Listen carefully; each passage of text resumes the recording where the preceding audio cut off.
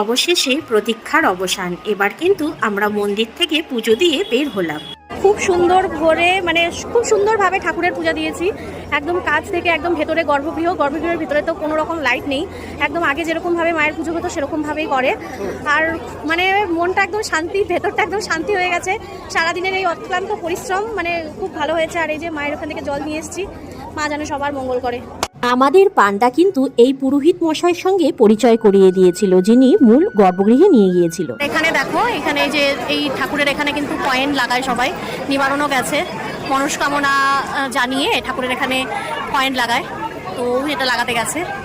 আমাদের কিন্তু 8টার মধ্যে পুজো শেষ, মানে রাত্রি 8টার মধ্যে। আমরা 2:30টায় লাইন দিয়েছিলাম, তারপরে এই দেখো 8টার মধ্যে পুজো শেষ। মানে এখানে এসে একটা অন্যরকমই অনুভূতি হলো। আর এই যে দেখো, এখন আমি কিন্তু মন্দির পরিক্রমা করব, তো সবাই বলো জয় মা কামাখ্যা, জয় মা কামাখ্যা। সত্যি কথা বলতে ভেতর দিয়ে না একটা অন্যরকম একটা অনুভূতি হচ্ছে, মানে বলতে পারবো না কি অনুভূতি। মানে সারাদিনের ক্লান্তি সব কিছু দূর হয়ে গেছে মন্দিরে গিয়ে। মা কামাখ্যা মন্দিরে আসার কিন্তু দুদিন আগেও কোনো আমাদের প্ল্যান প্রোগ্রাম ছিল না। হঠাৎ করে প্ল্যান করে কিন্তু মায়ের কাছে চলে এসেছি। তারপর মূল গর্ভগৃহেতে ঢোকার পরেই মনে একটা অন্যরকম শান্তি প্রবেশ করলো। মা গো, তোমার কাছে বারবার যাব আমি।